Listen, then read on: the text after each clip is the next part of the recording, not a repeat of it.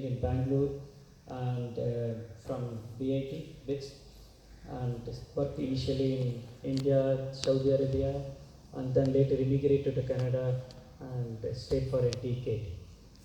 And good thing happened.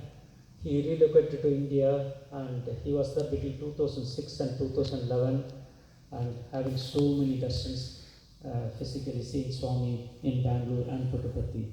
He had a great opportunity of seeing Mahalingotbhavam with family and also attended functions Ava Puja in 2010.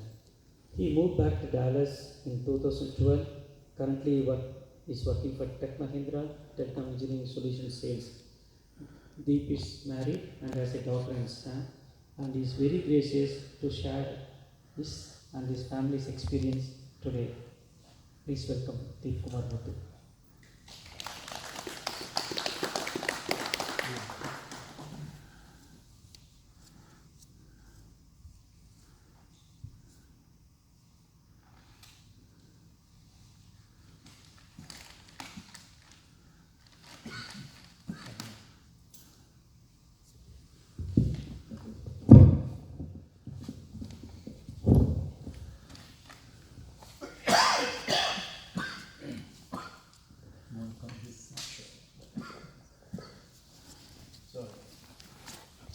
Can you hear me? Yeah.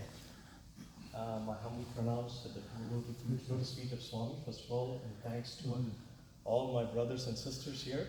Thanks for giving me the opportunity to talk. I've never spoken in a Sai form before. I'm not very comfortable, but just wanted to let you know that Sai Siva said, no, Deep, you should talk. And you'll be thinking about Swami all the time.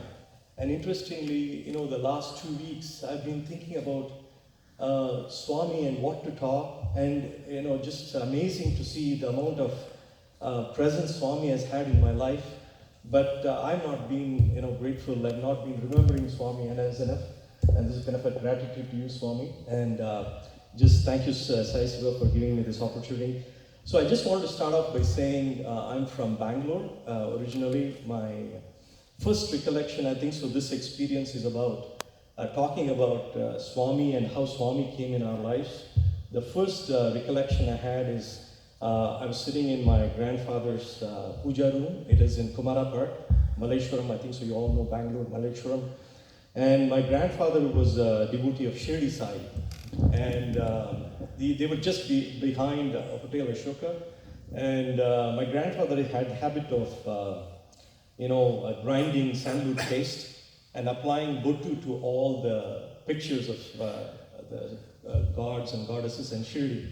And I was a small kid, and I asked Swami, I asked my grandfather, who's this? And he used to say he's a very famous saint. He's very, very powerful. He sits in the mosque. And he was the one who introduced us to Mahavatar Yoga, autobiography of Yogi, Babaji, and so forth. So this was going on, but interestingly, my mother was born on Thursday, so he named her Sai Lakshmi. So that is how slowly, but my father's side, my paternal side were all very, Balaji Bhaktas, always going to Tirupati.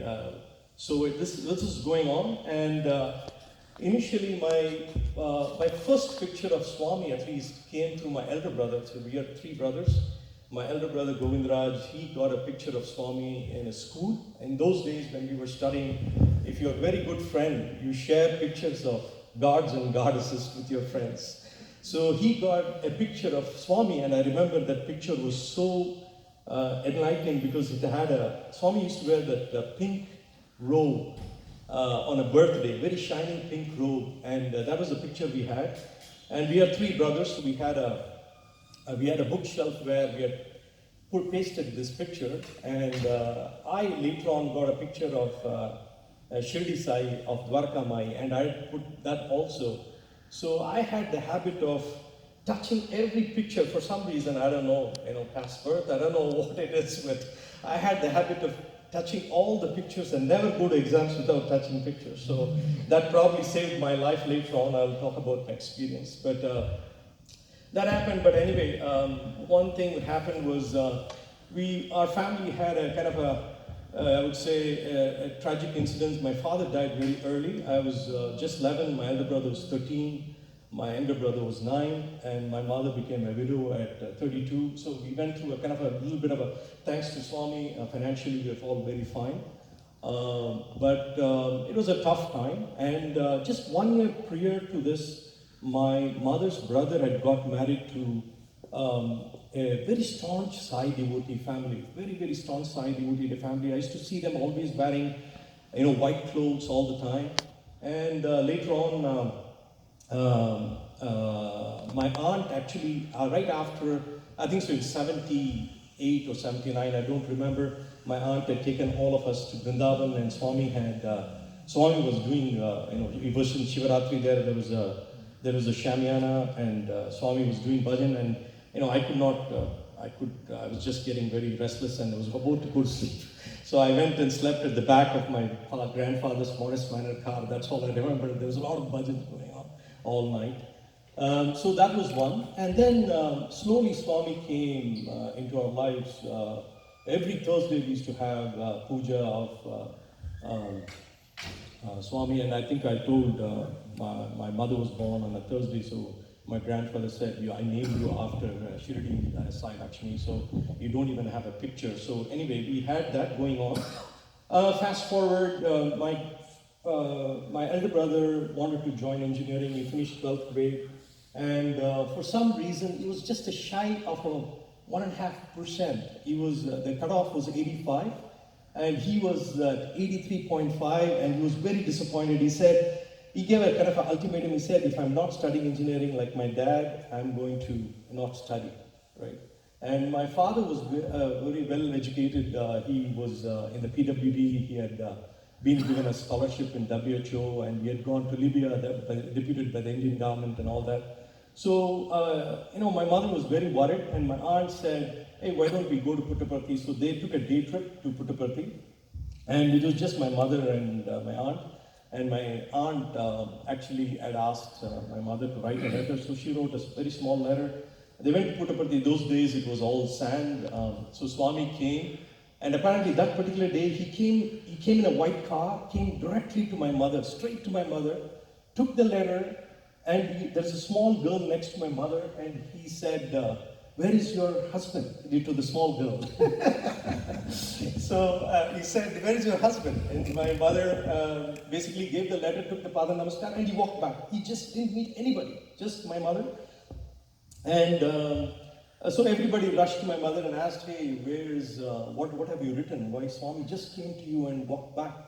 So within 2 days, obviously, after Swami took the letter, my brother got a call from the college where my father was studying, BMS College, and they asked him to come and pay the fees. There was a little bit of a donation. Even with that, it was very difficult. But within 2 days, they asked him to come to pay the fees, and then he paid. So that was the first incident. Slowly Swami started coming into our lives. Reinforcing. We had a few darshan of Vrindavan. I remember going to Vrindavan. At those days, it was just a shed, very few people sitting. You can literally see Swami coming, and you could just a few feet away. So that was my first recollection. Then later on, I was immigrating to Canada, and my uncle said, hey, why don't, we're all going to Kodaikanal, why don't you come along? And I thought, let me enjoy the trip, and I went, and then I gave a copy of, I was standing in the line there, and Swami came, and then he took my immigration letter. And Swami was so brisk those days, so beautiful, so brisk. You just had a few seconds, and if you don't do it, you're missing a chance. So I just got the letter, and then later that afternoon we were standing near the lake. I don't know whether if you've been to Kodaikanal. My uncle was saying, "Hey, who knows? You might be lucky. Buy a picture." There was a lot of hawkers there. I bought a picture. In one of the table stands, and then I bought a small picture just enough to put it in my briefcase. And later that afternoon, I was sitting in the shade, where there's a shade where Swami comes down walking the path. And Swami came, and then suddenly he turned the other side. I said, oh my God, I lost my chance. Suddenly he turned around and touched my small photo, it's a small photo, took his Pada Namaskar, and that's all the physical interaction I had, for a little bit. And then I came to Canada. The very first week I was in a Sai center.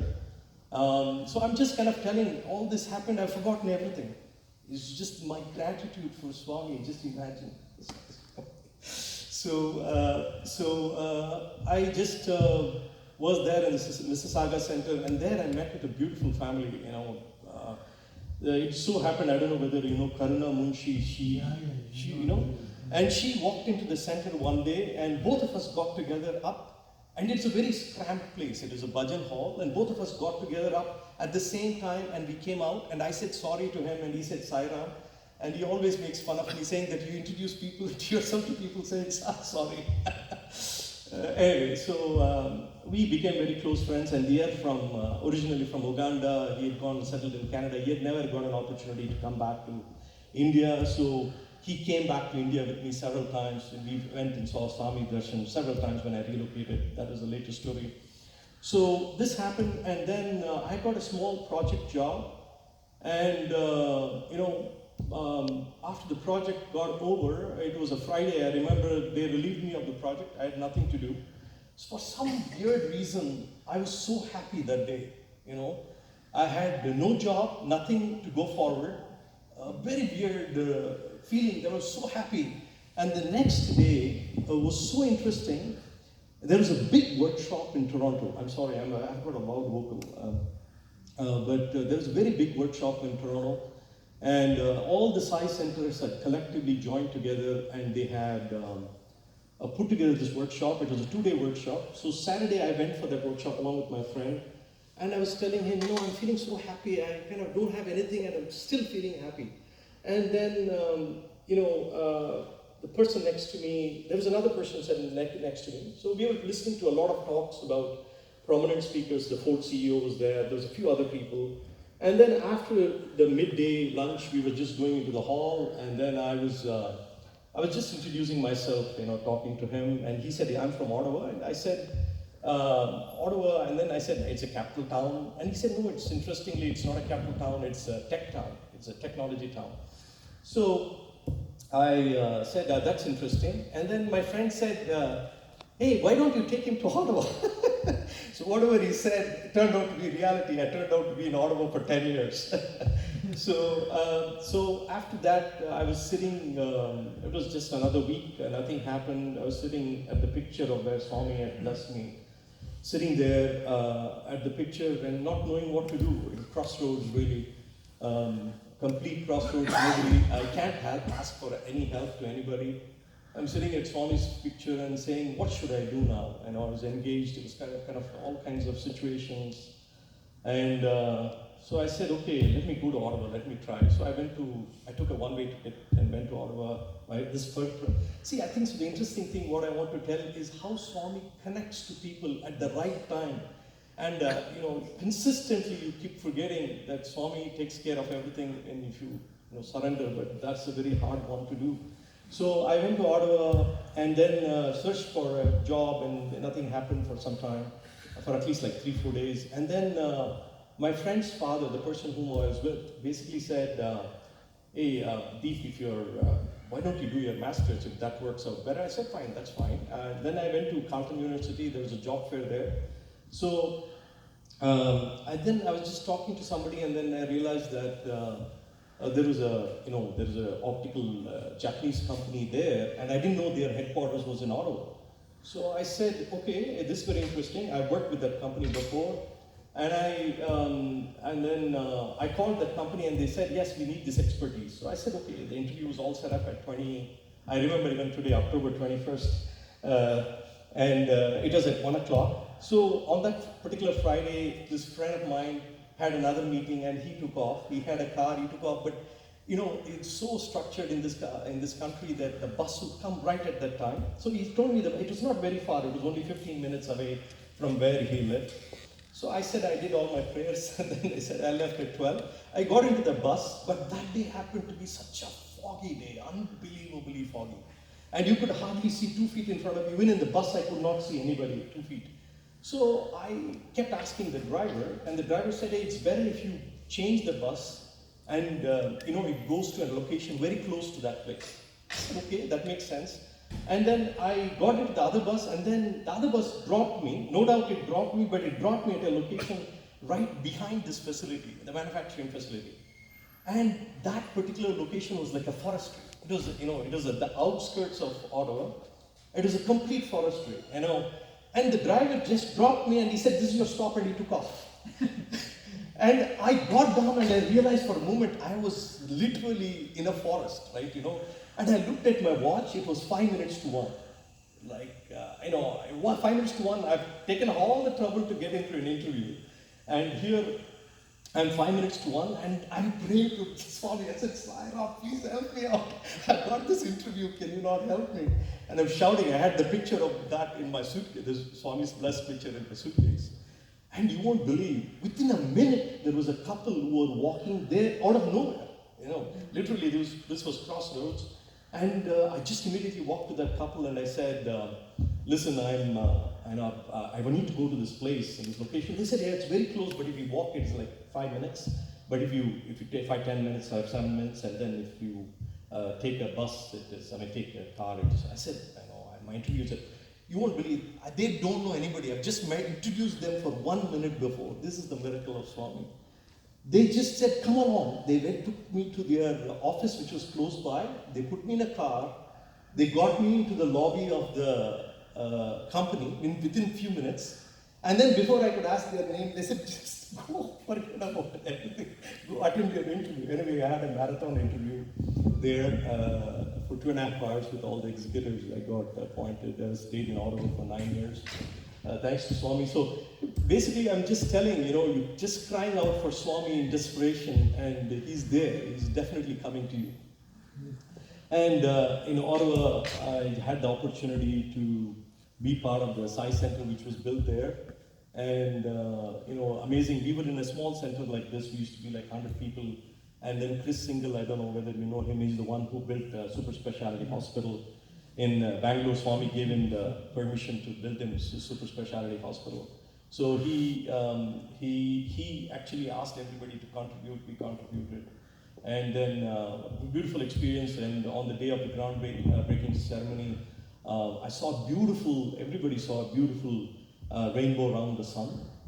Nothing like that. I've never seen anything like that. So it was a beautiful.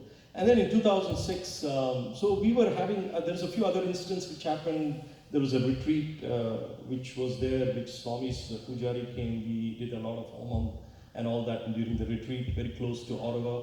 Then later on, I moved back to India in 2006 with my family.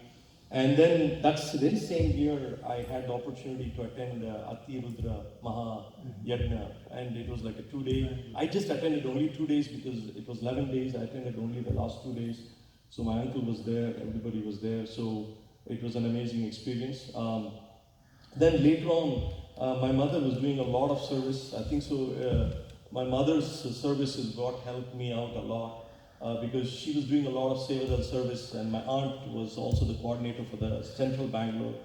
And they were taking Swami's Paduka for the 85th birthday to all the homes. So basically we got invited to do that, and the Padukas came to my mother's house. And Swami said, all those people who had Paduka Puja, let them come and do Satyanarayana Puja. And this was in 2010, and we went and did a Satyanarayana Puja, Alvar Puja. It was an Alvar Puja on July 15th and 16th in Puttaparthi, so it was a great experience as well. So then what happened was in 2011, April, I used to travel a lot those days. I used to be literally away for 2.5-3 weeks out of the country, out of India. And then that particular month, my friend from Mississauga had come from Toronto had come. So we took off, I was driving, we took off to Puttaparthi.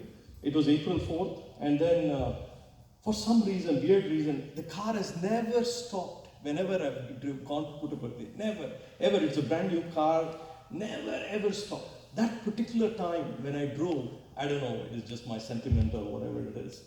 That particular time, the car stopped near the gas station, right just outside Bangalore. And my uncle got down and then he tapped a few things, and then the car went on, and then we reached Puttaparthi. We just reached Puttaparthi at the hospital gate, and somebody told Swami, they have taken Swami inside the hospital. And I'd come to drop my friend Puttaparthi, and then I said, it's all Swami's Leela. Swami is going to stay physically till 96. Nothing will happen. He's already given. So I took that word and I said, okay, everything is going to be fine. And then I drove back. Then I took my family to Mahabalipuram. We were there in Mahabalipuram. And this was on the 24th. And then on the day, I think so, my daughter was playing in the media room. I think so she was playing. And then she suddenly came and she said, Swami is born as Premavatar. That's the first thing I heard. she didn't say Swami. She first said Swami is born as Premavatar, and then I said what happened, and then they said the Swami has.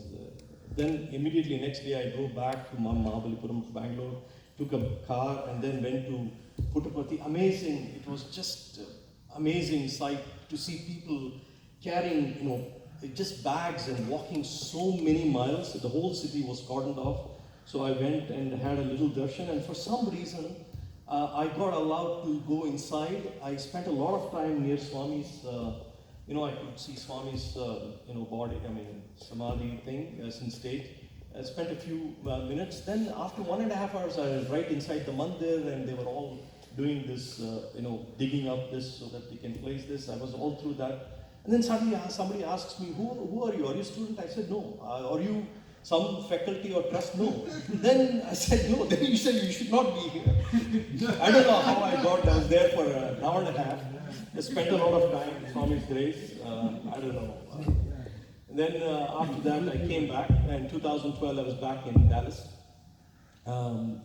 So that was one. And then later on, I just want to share another experience where I was in Brazil. I just finished a couple of days meeting. And I was along with a friend of mine, colleague of mine from work, and my partner usually arranges a car. And it was afternoon, and then the partner arranged the car, and this young boy, he doesn't speak English, he was in Portuguese, he was wearing dark glasses, he was sitting in the front. So I got down in the back of the car, and my colleague was sitting in the front. And we just got onto the highway, we had kind of a heavy meal. And I was feeling a little sleepy, and then for some reason I took out my wallet and I touched the Shirdi Sai Dwarkamai picture. And then I put it back, and for some reason, I don't usually wear a seatbelt. Sorry to say this, I don't wear a seatbelt when I'm sitting at the back. Normally don't. But that particular day I did. I went for the seatbelt. The seatbelt was stuck inside the seat. If people have never used it, it has gone inside. It's got jammed inside. I kept struggling with the seat belt for a long time, and then finally I got out the seat belt with a lot of struggle, and then the strap was not working. I then adjusted the strap, and then I tried putting the seat belt on, and then finally, with a lot of struggle, I put the seat belt. I want to tell you the reason why I'm explaining all of this is, then the car went on into the highway. It was like 20 minutes. I think we all slept. I slept. And then I realized after 20 minutes, I heard a big thud. And I heard the big thud. The car was no longer on the road. It was the four-way lane. It was the other way, it was a four-way lane. And we were right in the middle green patch. And our Brazilian soccer friend with the soccer legs had put his leg on the accelerator and slept. He's gone to sleep. Oh, so I saw the speedometer was 180 kilometers. And I don't know, first miracle is the car was staying steady, right? It was not tilting. It was on the green raven. And the moment I said, hello, and then when I said, alerted him, he got up. And my friend also had slept off, he got up. And then he is inexperienced, he turned the wheel right around, right? It was 180, I saw the speedometer because I was right across. And the car turned around, and the second miracle was there was no cars coming on this side. Otherwise, it would have been smashed. It was a highway, right? This city was around 2 hours from Sao Paulo. We were supposed to catch the night flight back to Dallas. And then when it was going to the fender period, it was just a few seconds. I'm talking about just a few fraction of a second. I started saying Sai Ram, Sai Ram. That is all, because I was total surrender, because I was locked in. I was not having the drivers. Whatever, even if you have it, there's nothing I could do. I was just saying, Sai Ram, Sai Ram, Sai Ram. And it hit the fender bender. and there is the other side, there's a bunch of roads. The car started turning. We were all going around in rows, you know. It was like a movie. It was like, and then when it hit the fender bender, the glass came coming in through. My friend put up his leg. I was saying Sai Ram all along, and then finally the car came to a stop. We were all upside down, hanging. Just imagine, we were all heads upside down, and just imagine if I had no seatbelt, I would have been balled around inside the car, right?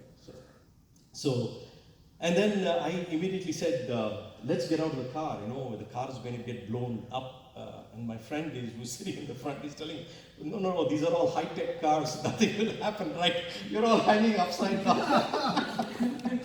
And I said, no worries, let's get out. And then I started panicking and started kicking, because I don't know, the car is upside down, it is rolled, and it's a Toyota Corolla, right? It's just a few inches above your head. Just imagine, we have just gone through 3 rolls. And then finally I started kicking the door, and I just realized my friend said maybe it's locked. And then because I was kind of concerned, because the car was completely smashed. And I unlocked the door, and then I crawled out, and just I just had a few scratches here, and everybody was safe. I asked the driver, I asked my friend, everybody was fine. So really thanks to Swami to save my life that day. And interestingly, that day my mother had a dream. Something bad had happened to me. And she called my brother and said, hey, where is Deep? What's he doing? And my brother, they didn't know, because I used to be sometimes interior in a city or whatever. So I really thank Swami for that, saving my life. Really, I see sometimes I'm a little bit in a bad mood or something, and then Swami immediately shows that scene reenactment in the TV, saying that, hey, I've saved your life, what are you complaining about, right? So that was one. And more recently, I think so in 2020, I was just taking some delegation, and my mother had a dream. He came in her dream and said, Swami came in her dream and said, "Unguda ellam theriyume pooja pannu." So my mother said, "Enakku romba bayama irukku Swami." This was sometime mid-January, I don't remember the date. And then Unguda ellam theriyume pooja pannu. So my mother said, in English it means to say, you know everything, do the puja. This is just before COVID. And my mother said, and Vaimari means I'm afraid. And then he said, take Pada Namaskar. She took Pada Namaskar, and she kept quiet. Later on in January end, I was taking a delegation to India. I was working for the Indian company. I was taking a few CEOs, and my partner said, Deep, we should not go, there is this. And I said, this is all marketing thing, don't worry about it, it's always in the news, nothing will happen, let's go. So we went, and then we finished all the work, and then the first week I was in Geetanjali. I don't know whether you all know, Sharma Gunturi had kept a letter there, and the Sai Center, Vibhuti had appeared. There's a lot of miracles happening. My mother goes to the Sai Center as well. And then what happened was that Saturday, weekdays were very busy for me. That particular weekend, I just went in the morning along with my mother, and we were doing, and they asked me to do the Aarti. I did the Aarti. And then I was talking to Sai Vinod, who is one of the SLN jewelers, who is very close to Swami. He was, so he said, I was just telling about my Swami's dream to him, about my mother's dream. My mother had not told anybody. He said, no, you should do this puja for sure. Before you go, you should do it. Because I was planning to do Shivaratri and then come back, right, on the 23rd. This was on 2020, just before COVID. So I said, how do I do it? And then we picked a weekday, and then on the weekday, it was a Tuesday, and then they said they will bring the idol of Swami. I think he had a dream or something. I don't know the exact instance, but they were taking a 2.5 picture, 2.5 foot, statue of Swami, along with padukas and robe all around all the houses. It was for the 95th birthday. So they had completed 21. And the 22nd was in my mother's house. So the plan was, when the car was supposed to come in, we were supposed to come outside the house and bring the Aarti and all to welcome that whole thing. So I just wanted to show, so what happened was, as the car turned into my mother's house, street, the robe which was holding the one person was holding the rope, and there was the statue, and then Sai Vinod was driving in the front. So what happened was, I believe the rope started moving, and then Vibhuti started appearing, and there was a lot of pearls which came and behind the rope. And interestingly, the pearls, my father's first thing is Muthu. Muthu in Tamil means pearls. So it kind of materialized somewhere around 40 or 41 pearls for the whole family. So this is the Padakas which was coming out. But the first picture, I didn't know this. We were taking a lot of pictures. I came back to the US, and then when I was zooming this, I saw, at least I see profile of Swami there at the back. And then later on, we did the Namavali and all that. So we did the puja and everything, but then later on I saw this, and my mother was saying that as they were putting the flowers on Swami's Padaka, the Padaka was moving up. Actually, literally the flowers were moving up. So I just thought I would share these pictures because it's the Sai form. This picture, if you see on his cell phone, you can actually... Yeah, this lighting is here. It should be dimmed up a little bit. It is on his face. It was tinted, the glass is tinted at the back. But if you see, it seems to be Swami's picture. I hope I'm not wrong on this, so forgive me. But I'll share it in the WhatsApp. yeah, so that is one. And then just moving on, it has, this is the Padakas they were bringing in. We were taking a lot of pictures at that time. And the next one is this is where the Vibhuti appeared. So my younger brother had actually done the invitation letter, and he had put Swami in a nice little louse kind of a thing, and you can see in the next picture, Swami's near the Swami's heart, you can see kind of almost like that. I'll share these pictures in the WhatsApp, but I sent one picture, it's in the car. See the backside window and then try to make it large. You can see You see his face. Swami's Actually, right here. This part. It's a profile, but you cannot see the actual. But So that face anyway, I profile just is wanted very to clear share that this it's because Sai Siva said this. His nose is very visible. So since Sai Siva said this, I thought I'll share all my experiences, and I wanted to thank Swami for saving my life and whatever I am today, and grateful for everything. So thank you very much. Thanks to all my brothers and sisters for listening to me patiently.